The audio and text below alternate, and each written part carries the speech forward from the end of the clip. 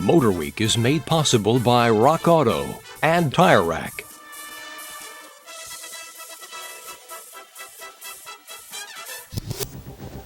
Well, hello and welcome again to MotorWeek 90. We're glad to have you with us. During most of the 1980s, the styling of General Motors was called lots of things, but seldom original or distinctive. Cookie-cutter cars from Buick, Oldsmobile, Pontiac, Chevrolet, and even Cadillac gave buyers lots of nameplates, but few real choices. Well, the bigger they are, the slower they change. A redirection towards distinction and styling among GM divisions didn't make a big impression until the GM10 coupes arrived for 1988. Now for 90, there are 2 more doors, and thankfully, not a cookie sheet in sight. There's no denying that a lot of similarity exists among all the new front-wheel drive GM10 sedans. Even giant GM can't afford to engineer different cars of the same size for each division. But this time buyers have real choices in styling, features, and engines. The first sighting of the GM10 four-door took place last spring with the Chevrolet Lumina sedan.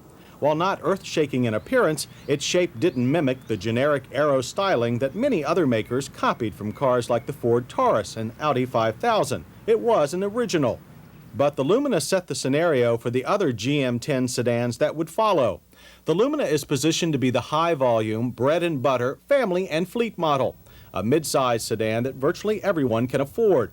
It would be up to other divisions to fit the GM10 into more tightly defined market segments. Pontiac's Grand Prix sedan will tackle the American sports sedan market. The top-level Grand Prix STE shows the wave for future Pontiac styling with a sleek roofline, lots of flush glass, and an aggressive front end with corner-to-corner lights and little exposed grillwork. Head-on, it looks ready to gobble up the road.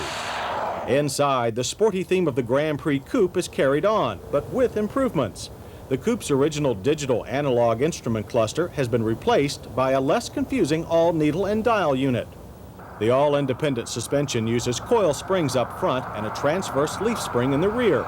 Anti-lock brakes are available on all Grand Prix, and Pontiac's sports suspension package provides handling comparable to some much pricier German sedans.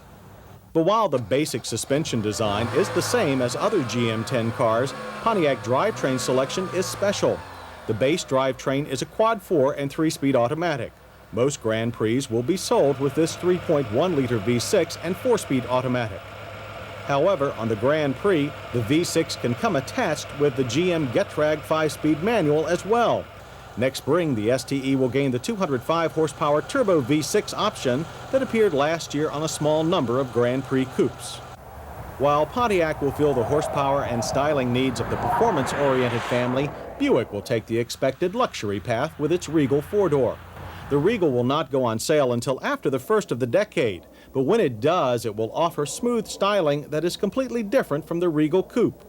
Indeed, the Regal sedan has many of the lines of the Buick essence, last year's auto show exercise that drew high praise. The Regal will have one thing more, the largest V6 of any GM10. The familiar 3.8-liter unit seems perfect for this size car.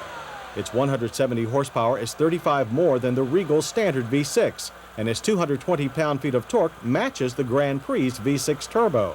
Yet when it comes to an unusual engine for a mid-size American family sedan, especially one that leans heavily towards luxury, then the Oldsmobile Cutlass Supreme takes the prize.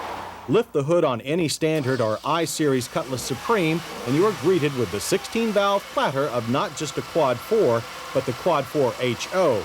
This high-output 4-cylinder delivers 180 horsepower and is backed up with a 5-speed manual.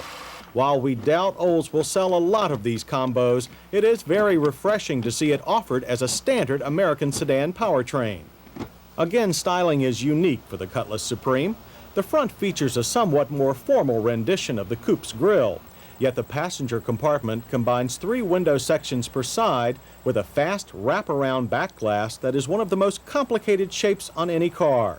While the rear glass sweeps down, the rear quarter panels and tail lamps sweep up in what is easily the most interesting of GM10 styling conclusions.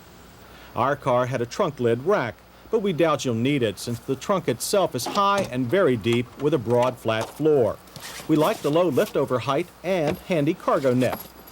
Our standard car included the optional rally package that makes the passenger compartment another pleasant surprise. It includes handsome tweed cloth-covered seats and solid color trim that uses black rather than bright work for accents. The dash top pad also looks more expensive than on last year's coupe. The front seats themselves are cushy but supportive with manual height adjustment.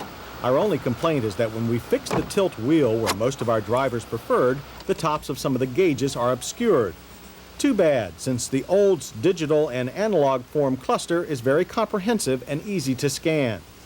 We like the simplicity of the push-button climate control system, but the reach for the knobs on the standard stereo is a bit far. Both front and rear cabins are very roomy with great head and leg room. The rear seat bottoms could stand a bit more padding, have good support, and standard shoulder belts. At our test track, the Quad 4HO Cutlass Supreme performed well. 0 to 60 sprints took only 7.8 seconds. That's a full 2 seconds better than the V6 automatic Lumina we tested earlier. We would prefer a more progressive clutch and less resistance from the shifter. The quarter mile also passed quickly at 16.4 seconds and 84 miles per hour. Two options that are a must with the Quad 4HO are Oldsmobile's FE3 suspension and anti-lock brakes. They combine to give the Cutlass Supreme sedan a high level of handling and braking ability on all road surfaces and weather conditions. As we noted before, not many Cutlass Supremes will be sold with the high-output Quad 4, just like Pontiac will not sell a lot of its Grand Prix turbos. Even Buick will sell more Regals with the standard V6 than with the stronger 3800 engine. Regardless, it is the availability of these special powertrains to specific brands that makes the 1990 GM10 sedan such a departure from GM products of the last decade. That, along with widely varying levels of standard equipment and options and original styling, make our point. That GM is finally moving away from its recent cookie-cutter car marketing and may even be aiming for the cutting edge.